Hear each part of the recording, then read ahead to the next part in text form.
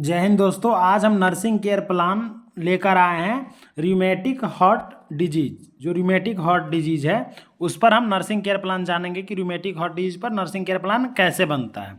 तो सबसे पहले आपको पता है, पहले भी बहुत सारे नर्सिंग केयर प्लान हमने वीडियो अपलोड कर चुके हैं। ब्रोंकाइटिस वगैरह, हर्निया, निमोनिया, ये सब टॉपिक्स पर कर चुके हैं, तो आप लोग वहाँ से फॉर्मेट आपको पता ही है। तो उसी तरह सेम केयर प्लान में सबसे पहले आइडेंटिफिकेशन डाटा लेंगे। आइडेंटिफिकेशन डाटा में name, age, marital status, religion, education, occupation, language, diagnosis, address, तो ये सब आपको पता ही है। अब मैं फास्ट इसलिए बता रहा हूँ क्योंकि आप लोगों का समय वेस्ट कम हो और आप लोग जल्दी कवर करें और जल्दी समझ पाएँ, इसीलिए मैं थोड़ा फास्ट बता रहा हूँ। क्योंकि अगर आप समझना चाहते हैं तो इससे पहले बहुत सारे वीडियो हैं एनसीपी के ऊपर, वहाँ से जा कर के आप देख सकते हैं और एक एक चीज़ समझ सकते हैं कि रिलीजन, एजुकेशन कैसे लिखते हैं। तो अब हम इसमें चीफ कंप्लेंट, तो हमारा पेशेंट कौन था? मिसेस शर्मिला देवी थी, जो 52 ईयर ओल्ड की थी और वो एडमिट हुई थी हॉस्पिटल में with the following chief complaint. क्या क्या हो रहा था? चेस्ट पेन हो रहा था, शॉर्टनेस ऑफ ब्रीथ हो रहा था, हार्ट पाल्पेशन, फीवर, एक वीक से था, एक सप्ताह से था। तो ये सब वो कंप्लेन करके जो हॉस्पिटल में एडमिट हुई थी तब का। ये प्रेजेंट मेडिकल हिस्ट्री, अब वो मेडिकल में क्या क्या ले रही है वो इसमें मेंशन करना होता है कि वो प्रेजेंट में कोई मेडिसिन खा रही है या नहीं खा रही है, फिर पास्ट में क्या क्या ले रही है। और then next present surgical history, present में क्या क्या सर्जरी होना है वो। देन पास्ट सर्जिकल हिस्ट्री तो नहीं है तो नो सिग्निफिकेंट, अगर पास्ट में कोई सर्जरी नहीं हुआ है तो नहीं लिखना है। देन फैमिली हिस्ट्री, और ये फैमिली हिस्ट्री बहुत ही इंपॉर्टेंट होता है। फैमिली हिस्ट्री में सारे फैमिली मेम्बर्स का नाम, उसके बाद उसका एज, उसका बाद उस कौन है, सेक्स उसका, फिर रिलीजन, फिर ऑक्यूपेशन, हेल्थ स्टेटस, सब हेल्दी है या कुछ अनहेल्दी भी है, तो ये सारे मेंशन करने होते हैं। और इसी का एक फैमिली ट्री बनता है या फैमिली पेडिग्री, जिसको हम बोलते हैं।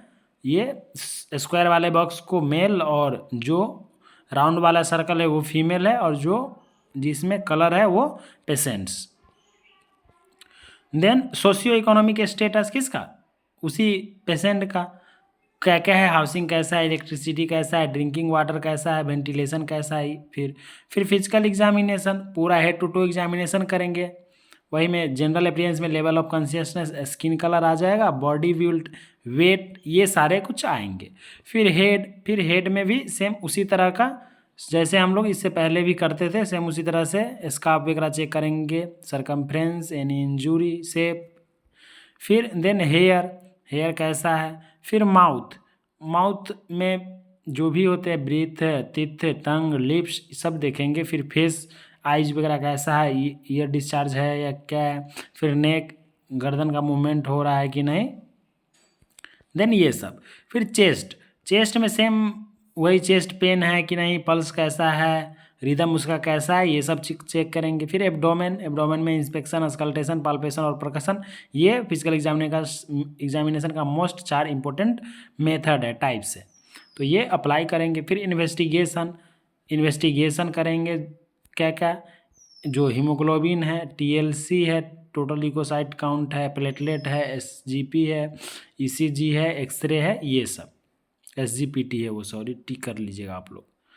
तो ये उसके बाद मेडिकल चार्ट, अब क्या क्या मेडिकेशन दिया जा रहा है, तो ये सारे मेडिसिन, टैबलेट से फिक्स, टैबलेट लिवोफ्लॉक्स, टैबलेट बेटालॉक, टैबलेट एसीट्रॉन, तो ये टैबलेट फ्लोसामाइड, ये सब दिया जा रहा था। फिर पेशेंट का वाइटल साइन लेंगे, टेम्परेचर, SpO2, पल्स, रेस्पिरेटरी और ब्लड प्रेशर।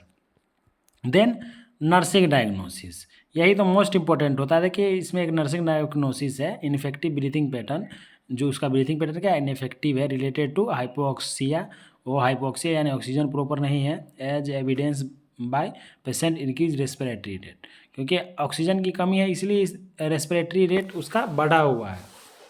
तो ये फर्स्ट था। Acute chest pain related to myocardial ischaemia and necrosis as evidence by patient, क्या, VAS score. Then ineffective tissue perfusion related to RHD as evidenced by decreased blood activity tolerance related to inadequate tissue perfusion and oxygenation as evidenced by patient verbalization, fear and anxiety related to hospitalization as evidenced by observation and behavioral charges. Changes, behavioural changes होगा। तो ये सब पर हम बनाएंगे अब क्या, care plan. Care plan में सबसे पहले क्या आता है दोस्तों, असेसमेंट, डायग्नोसिस, गोल, इंटरवेंशन या प्लानिंग, इम्प्लीमेंटेशन। हाँ, तो ये इम्प्लीमेंटेशन और इवैल्यूएशन। तो ये 5 बहुत ही मोस्ट इम्पोर्टेंट है नर्सिंग स्टूडेंट के लिए, क्योंकि ये सारे सब्जेक्ट में मैनेजमेंट में यही लिखना ही पड़ता है, यही बनाना ही पड़ता है। तब आप जा कर के उसको पूरा, जो भी एग्जामिनर होगा चेक करने वाला, आपको पूरा नंबर मिलेगा। तो सेम इसी तरह से असेसमेंट में सब्जेक्टिव डाटा होता है, एक ऑब्जेक्टिव डाटा होता है। तो सबसे पहला इसमें डायग्नोसिस क्या है, ineffective breathing patient related to क्या, हाइपोक्सिया के कारण हो रहा है। देन पेशेंट सेज करेगा आई हैव ब्रीथिंग डिफिकल्टी, मुझे सांस लेने में दिक्कत हो रही है। फिर ऑब्जर्व करेंगे हम उसका कैसा क्या है वो, और फिर गोल सेट करेंगे कि उसको ब्रीथिंग पैटर्न को इम्प्रूव करना है। फिर इंटरवेंशन करेंगे, जो भी चीज़ हमको देना है वो असिस्ट द कंडीशन, फिर to assist the respiratory rate, to provide semi polar position, to provide proper ventilation और provide medicine as per doctor. इसमें हम हेल्थ एजुकेशन भी दे सकते हैं और स्पायरोमेट्री वगैरह भी प्रोवाइड कर सकते हैं ब्रीथिंग पैटर्न इम्प्रूव होने के लिए। और ये सारे इम्प्लीमेंटेशन में अप्लाई हो जाएंगे और लास्ट में हमारा ब्रीथिंग पैटर्न इम्प्रूव हो जाएगा। देन एक नेक्स्ट है acute chest pain related to myocardial ischaemia and necrosis as evidence by pain scale. तो ये सेकेंड था। तो उसी तरह से हम सब में कर सकते, सेम उसी तरह से आप केयर प्लान को बना सकते हैं। देन लास्ट में सबसे होता है health education.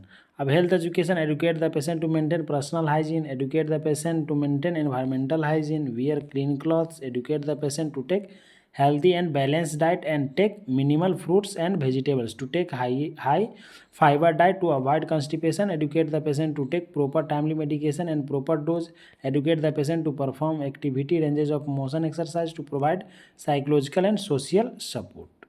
Thanks for watching दोस्तों, आई होप सभी को समझ में आया होगा।